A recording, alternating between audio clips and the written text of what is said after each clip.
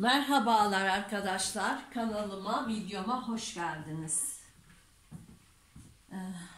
Bugün triko sıfır yakalı bir hırka dikeceğiz arkadaşlar. Bakın şöyle bir trikom var benim. Önce 2'ye sonra 4'e katladım. Şu şekilde kapalı kenarlar benim önümde. Ve hemen trikomuzun kesimine, çizimine başlıyoruz arkadaşlar. Evet, ben ölçülerimi aldım, ayarladım ve kesime başlıyoruz. Şimdi her zamanki gibi kumaşımın üzerini düzeltiyorum. Şu şekilde altta bakın eğrilikler mutlaka oluyor kumaşlarda. Şöyle kumaş üstünü temizliyoruz. Çizgi taşıyla çiziyorum. Daha net gözüksün diye. Evet. Şimdi ensemi 9 santim yapıyorum. Omuz 13 santim. Omuz düşüklüğünü 2,5 santim yapıyorum. Ense düşüklüğü 3 santim. 1-2 santim düz gittikten sonra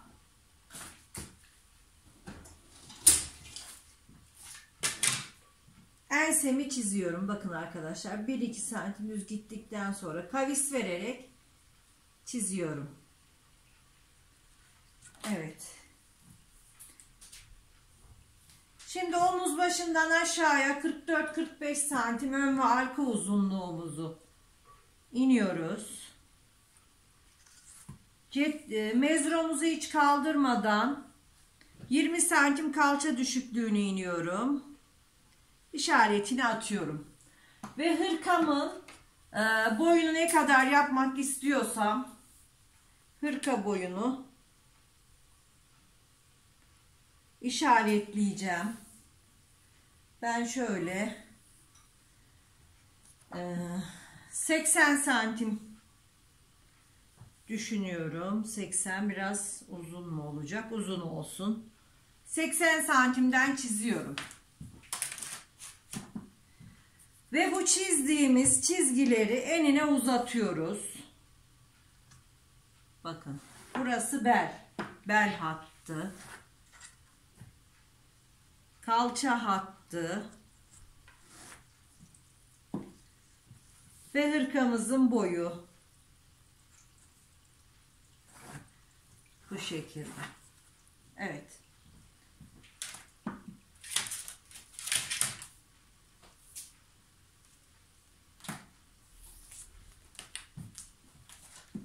Omzu da çiziyorum. Omzumuzu belirleyelim.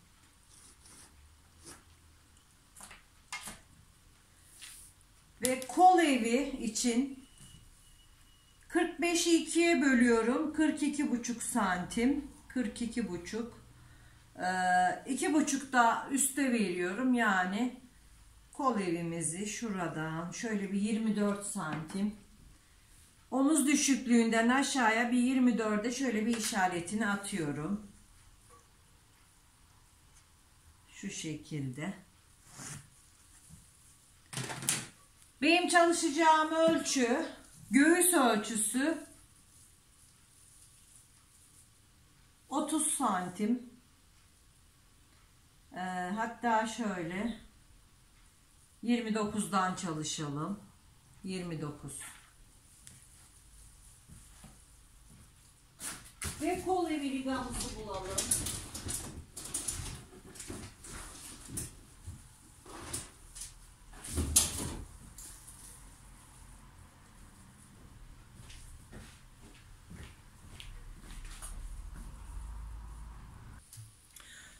Evet, kol evi ligasını şu şekilde yerleştiriyoruz. Bakın. Şuradan şöyle.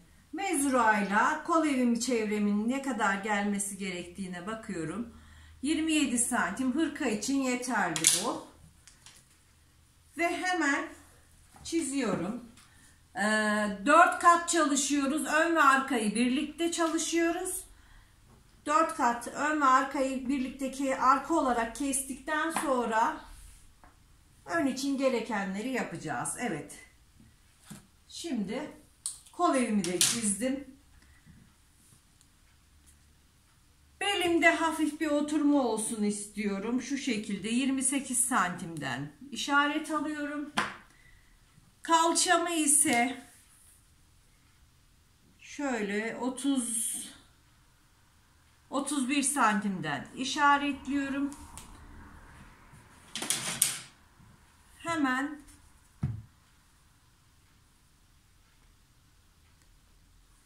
beli çiziyorum, bel hattını.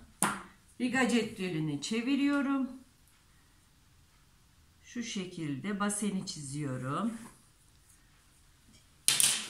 Ve bu çizgiyi gelişine göre düz bir şekilde açma yapmadan iniyorum aşağıya.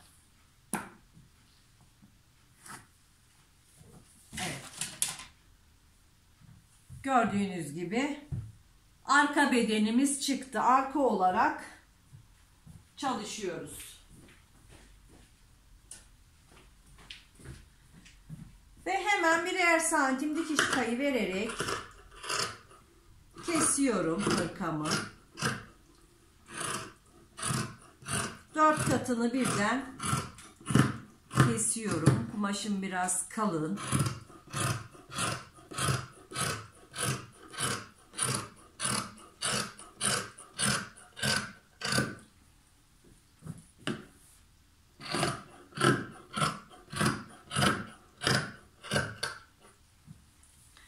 Evet, 4 kat hırka kesildi arkadaşlar. Ön ve arka birlikte kesildi. Şimdi hemen içteki parçayı alıyorum. Ve ön için gerekli şeyleri yapacağım arkadaşlar. Ben hırkamı 0 yaka yapacağım. 0 yaka önden düğmeli. Şu şekilde yaka oyuntumu yapıyorum. 10 santimden işaretini aldım. Pratik bir şekilde 1-2 santim düz gittikten sonra yakamı oyuyorum. Bakın yakamızı oyduk bu şekilde. Ön ortasını düz bir şekilde açıyorum. Ön ortasına üst üste binme için, ilik düğme payı için bant ekleyeceğim arkadaşlar. Sonradan bantını dikeceğiz. Şimdi omuzdaki 1 santimlik düşüşümü yapıyorum. Kol evi için omuz başından 0 başlayarak önde yığılma yapmaması için fazlalığımızı alıyoruz. Ve ön bedenimiz değişikliklerini yaptık. Arka ve ön bedenimiz hazır arkadaşlar. Şimdi arka bedenimizi böyle yerleştireceğiz.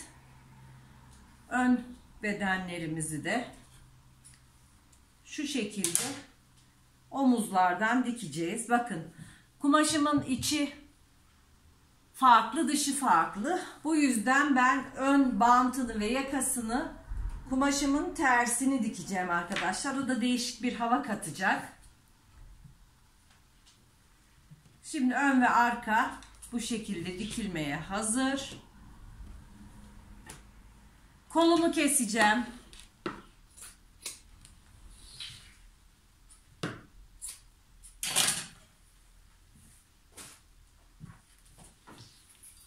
Şimdi pazı ölçüsüne göre kumaşımızı katlıyoruz. Ben hırka olduğu için pazımı 24 olarak kullanacağım.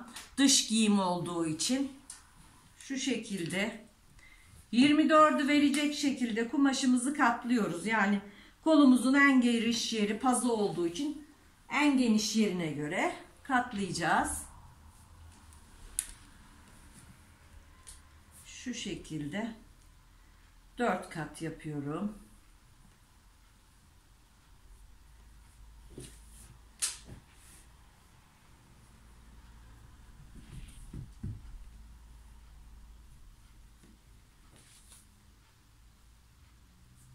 Evet. Kolumuzu verecektir bu kumaş.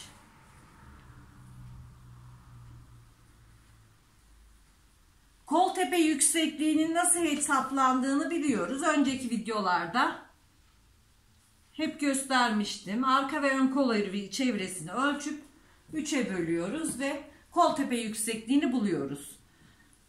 Şimdi kol içinde buradan kumaşımızı düzenliyoruz. Şu şekilde.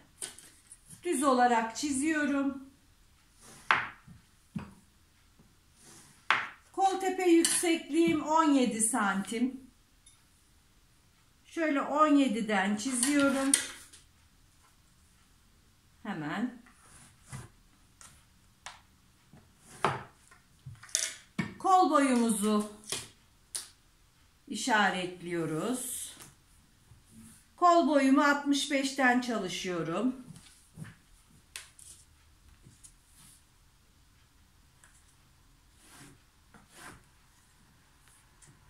Şimdi pazımı buraya yerleştiriyorum.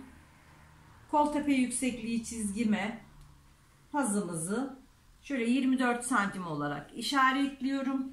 Kol tepesinden 1-2 santim düz geldikten sonra pratik bir şekilde kolumuzu çiziyoruz. Kol çizemeyenler varsa ayrıntılı kol çizimleri de var kanalımda, geriye dönük videolarımda. Şimdi manşetimi ise şu şekilde 14 santim yapıyorum.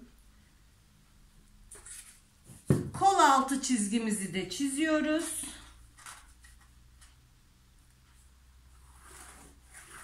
Düz cetvelimle çiziyorum. Ve kolunun da 4 kat olarak kesiyorum. Birer santim dikiş payı vererek.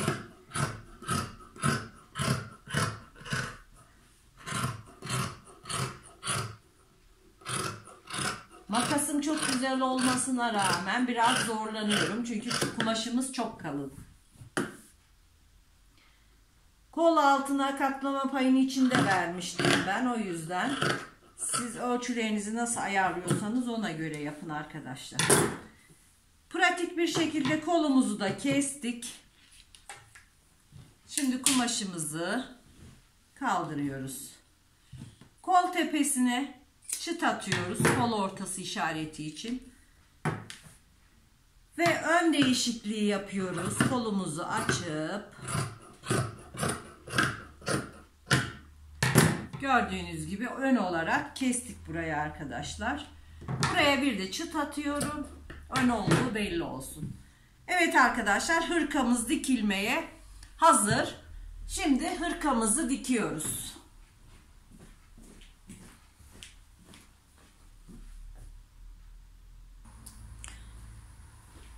Ben hırkamın omuzlarını diktim, kollarını taktım. Bu şekilde gördüğünüz gibi. Yanlarını da kapattım. Bakın hırkamız bu hale aldı. Önüne hiç pay vermediğimiz için önünde tabi açıklık oluştu. Şimdi hırkamızın önünü ölçtük.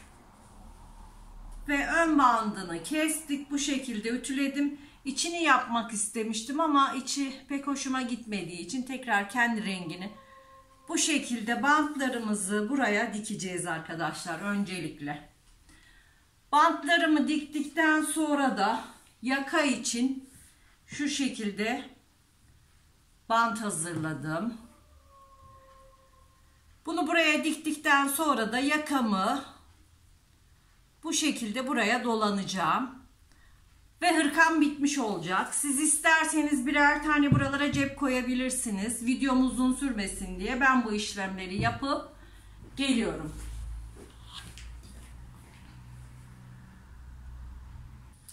Evet arkadaşlar, bu da hırkamın bitmiş hali. Gördüğünüz gibi pratik kesimle çok güzel şık triko bir hırka diktik arkadaşlar. Siz buna isterseniz üstten cep dikebilirsiniz. Daha şık olacaktır. Ben çok uzun sürmesin diye dikmedim arkadaşlar. Evet arkadaşlar, bugünkü videomuz da buraya kadar. Hoşça kalın, sağlıkla kalın.